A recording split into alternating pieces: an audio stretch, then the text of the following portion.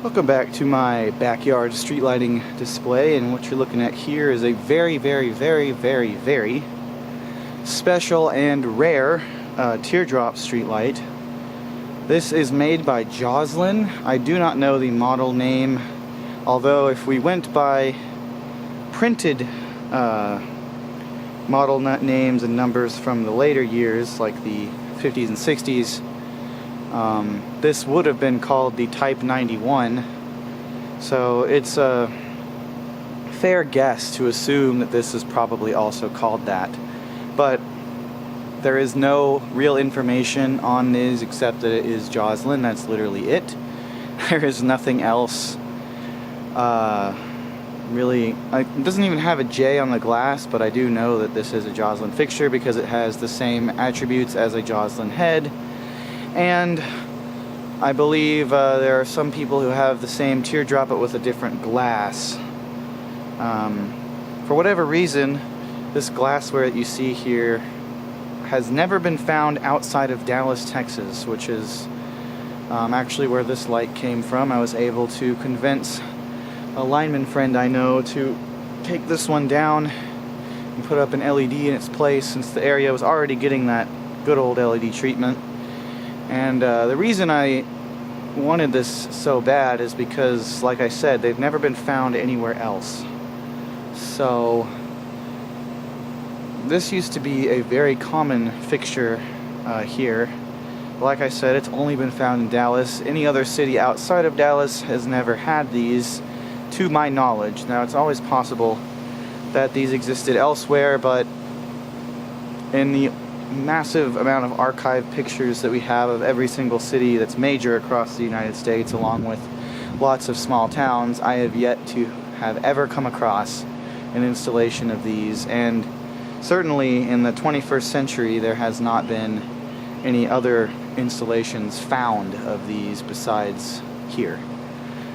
And I believe this is the last one that's fully intact. There are a couple more of these scattered about town, but they have replacement lenses that are GE. So, and they're also, as far as I can tell, acrylic or polycarbonate, because they're kind of yellowed. So they're not even glass. And then there was a couple of these until recently that were actually remote ballasted and such. But again, they had replacement lenses on them. And there also used to be more of these in the 21st century with the pointy glass. There is still one left with the pointy glass besides this one, but the bottom of it is broken, so this is literally the last intact fixture example. So this is a huge piece of history locally, as like I said, these were everywhere, from downtown to our first freeway. On the on-ramps only. For some reason they didn't use them on the whole highway, just the on-ramps. And also various different streets throughout the city, on steel poles, which is what this one came from, on on wood poles with steel arms, all that stuff. So these were very common, and as far as I've gathered, they were only really used in mercury vapor. I believe this was our first ever mercury vapor fixture that Dallas used, because it does seem to be the case. Everything before that, the ceramic head and all that stuff they used to use were, of course, incandescent. So this was the first widespread mercury vapor fixture for Dallas. I don't know if they ever used these in incandescent, because I wasn't alive when these were everywhere, but it seems to be that the majority of these were mercury vapor. I've talked to some people who are interested in lighting and grew up in this area, and back in the day all of these were mercury vapor. So of course they may have been originally incandescent, but I kind of doubt it. These were usually used, from what I've gathered, in historical photos and so forth, because again, I'm not old enough to actually have lived through that time. These were they started to be used around 1946, 1947, and they were used into the 50s, but I think by then a different design came out with a less pointy glass, and also they started to use Westinghouse and GE stuff and lime material as well. But the first installation was these Joslyns for mercury vapor stuff. The incandescents with the ceramic or porcelain heads were, I don't know who made those, because I've yet to ever see them in person. They only exist in old pictures, and they're never clear enough to tell who made them. But when I was younger, and even just a couple of years ago, I used to think these were Westinghouse, but now that I own a Westinghouse Teardrop, it is very clear that it is not Westinghouse, because this is.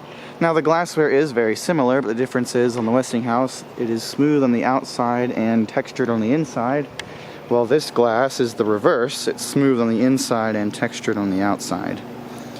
So what's a bit annoying about this is that in the 90s, 1996 specifically, which in fairness is the entire reason these made it to the 21st century probably, this little installation here got converted over from mercury to 150 watt HPS heads up here, like little ballast kits. And this has it in there still, but I did bypass it, so it's hooked up to the lime material ballast can here, and it's on mercury vapor like it should be. But I'll go ahead and open this up for you, and yes, I'm aware this is a very ghetto way of putting this on here. I had to wedge something in, slide this over the arm, and then tape it for safety. Luckily the weight kind of keeps it positioned where it needs to be, but I'm going to tap set screws on the bottom and the top of this, and probably also the sides, so that I can slip this onto an 1¼ arm, since this is a 2-inch arm, and actually use it safely and not worry about it coming off. Like when I'm done with this video, I'm going to get some pictures and stuff of it running and all that, and then I'm probably going to take it down so that, because obviously we have some storm clouds there, I don't want this thing to come down, because again, this is the only example of this intact that I've ever seen. Now there used to be more, but again they got replaced. There used to be more of the actual original glass ones, but over time this installation, you know, the ballast quit or whatever, and they got replaced. So sorry for yapping so much about this. It's just such a unique fixture. I'm going to go ahead and open it. I don't know why I did that. You can see the latch here. So let me hold this real quick. Alright. Have to be very gentle with it. So it has a little house shield here, or sort of house side. It's kind of not exactly angled correctly, and I guess I probably could get it better straightened than it is, but whatever. So you can see this head is a very nice, full-fledged, that's interesting. It has this little paint stuff here. I don't know if that means something to line it up or what, but anyways, it's very smooth. And then you have your glass, which again, it's smooth on the inside. The only label that this thing has is right here, and it just says this is made with the Alzac process. And inside we have the mercury lamp and the ballast kit, which is made by Advance. It's kind of hard to see.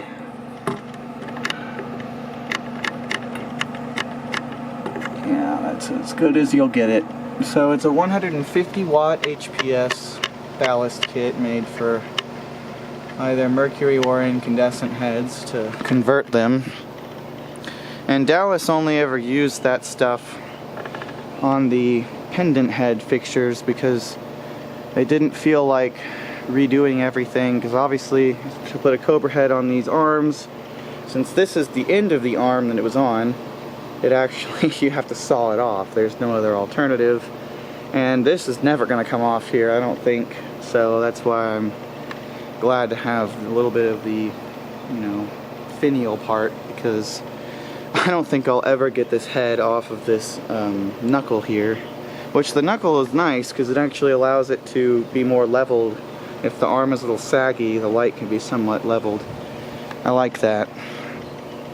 That's a really nice feature. This is a union metal arm here. It was a double guy. I mean, the pole is still there, but obviously there's now an LED on it. But yeah, so the interesting thing is it's not a NEMA standard fixture. It has 3 screws, which unfortunately, due to them being brass, one did break off. I'm gonna have to extract that and tap and die a new thread and put stainless steel screws on all 3 of these, probably Phillips head. But for now, the original hardware, the original screws, 2 of them are at least holding, so that's enough, I think. And obviously I've got this little eye mercury lamp in here. And it's got the Joslyn latch here. Works really great. Stainless steel spring, nothing is rusty, it's perfect. And it does have the little Dallas Power and Light, which no longer exists, sticker there, which problem I have with these is that I have mercury fixtures with this yellow sticker, and I have seen in person HPS stickers with a blue sticker, and I've seen HPS stickers like this one with a yellow sticker, and I've seen mercury fixtures with the blue stickers. I have no idea what the hell these stickers ever meant. They're all on these older DPL lights, and they don't seem to make a lot of sense. I have no idea if maybe it was an old last service decade sticker, or if it actually means lamp type, but it doesn't make sense because, like I said, this is HPS, and I have a mercury one with the yellow sticker too. It's an OV15, and that just doesn't make any damn sense. Why would it be yellow? And I've seen HPS with blue. So anyways, enough yapping about this beautiful and incredible fixture. It's really well made. The head is very well cast. It's nice and smooth. There's not a lot of imperfections on it. It's very, very nice. I might try to use a Westinghouse socket assembly and pull this ballast out. If anybody has a Joslyn assembly, even if it's from a later head that you're willing to sell, please let me know, because I would love to make this original again. I'm so tired of this HPS ballast, which yes, it does work. I just don't feel it's necessary to use, because I've already seen this with HPS, because I mean, I've seen these at night when they were installed. So that's not cool to me. I want to see it how it used to be, the original way.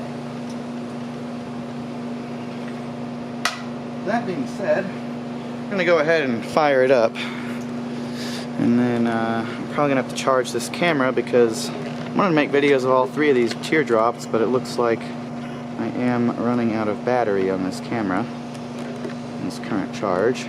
So go ahead and fire it up here.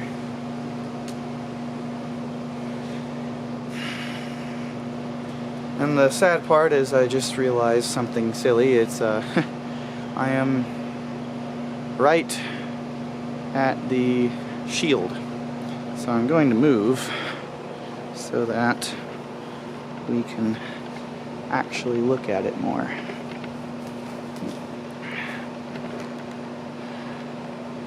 There we go. So yeah, normally the bulb is supposed to stick a little bit further up to utilize the reflector, but due to the ballast assembly being so bulky up there, the socket is a lot further down than it's supposed to be. So the bulb sticks out. You can kind of see where the arc tube comes down. It's not supposed to do that. The other reason I want to swap this ballast out for a socket is so I can run this on incandescent. And the bulb size is about the same as well, some of them anyway, are about the same size as a BT56 lamp. And I'd like to be able to use that size in these. So I have some 750 watt and plus one 1000 watt clear incandescent lamp. That would be cool to see. But yeah, this is probably one of the coolest fixtures I own, if not the coolest. It definitely is a lot more special to me than most people, because I did grow up seeing these, and in a couple of different places in Dallas, like I said. There were probably about 3 or 4 streets that I can think of that had these when I was younger, and there's still a couple left, like I said, but again, they're only, who knows how long they're going to last, for one thing, and 2, they're either got busted glass or replacement lenses, so it's not as cool. If I can find any, or maybe I can edit some in, I'd like to For one thing, I'll put a picture of this when it was actually still on the pole in the video, and then I might look for some old photos of these installed as well. Even though this video is already really long, sorry about that. It's just, again, this is one of the coolest teardrop fixtures I own. And it's so unique. Like, it really is a very pointy fixture. You can see it compared to the GE off to the side there, and the Westinghouse one too. It's just very, very different.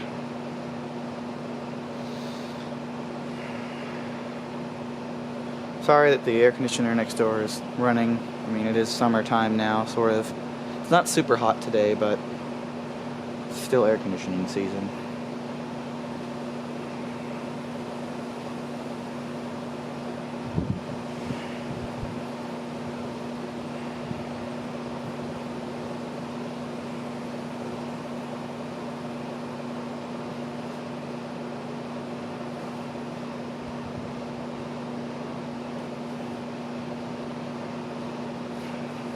I'm just really, really fortunate that I was able to get a hold of a piece of history, the very last of these, and be able to preserve it instead of it getting trashed, because unfortunately so many of these have over the years. Because like I said, these things, I would estimate that back in the day, I would go down to maybe 1975, in the golden era of mercury vapor, when everything was all still mercury and so forth. We probably had, or no, we'll go back to the 60s, before these started quitting ballast wise. I think Dallas probably had maybe 5,000 or more of these things installed throughout the city, because in the late 40s and early 50s and such, they really expanded the city in terms of roadways, and so a lot of 6-lane roads, which at the time they didn't have any until that point, were being built with medians and these big old grand steel double guy poles with these on them. And then of course downtown they had these too. So in that era there was probably close to 5,000 of these back in the day, and I've seen them in old news stories and all sorts of places, on Street View in some spots. I mean, they were everywhere. Lots of old pictures, newspapers, whatever. This was a huge staple, and again, I've never seen this exact form of the Joslyn teardrop anywhere else. And they were always pendant like this, no matter what type of pole they were mounted on. And they always had a finial the same way. They never had them installed any other way. They never had them side mounted or anything. They were never NEMA standard. It was always this specific design. And it's just absolutely incredible that, for one thing, there's still some left right now, even if they're missing the lenses that they used to have. But the fact that I'm able to have this and make a video of it is still bonkers to me. Because when I came across these for the first time 10 plus years ago, I thought it was the coolest thing ever. Because we have GE teardrops, we have a lot more of those still left, because they're all side mount or pendant mount, whatever. But those were always cool, but these stuck out to me with their little pointy lens and everything, so I always found it cooler. I think this is my all-time favorite teardrop ever made. At least in this size. There's wider ones too that have more ornate features, but I think this is one of the coolest to me. Because I'm really into history, especially local history, and the fact, again, that I'm able to have a piece like this that, even though most people don't care about or know about, it's just incredible. I mean, it's truly, truly unbelievable. And I'm very fortunate that I was able to save this, since it is the last one. There used to be more on this road years ago, but the ballasts have been failing and they just get replaced with cobra heads and such. So yeah, I'm gonna end the video, but I'm gonna leave the light on because I want to take some pictures of it before I turn it off to post on Facebook and Lighting Gallery and such. But I hope y'all enjoyed, and sorry again that this was such a long video. I guess if I decide not to put any pictures of it, then you'll see that, but if I do, the pictures will be after this point. I don't feel like... Well, no, you know what, I guess I could split this video up, that's fine. But anyways, yeah, so thank you again for watching, and I hope you enjoyed this super special demonstration of a extremely rare Joslyn Teardrop. As I said, I am the only one that has one of these. The only one. So, thank you again for watching. Goodbye.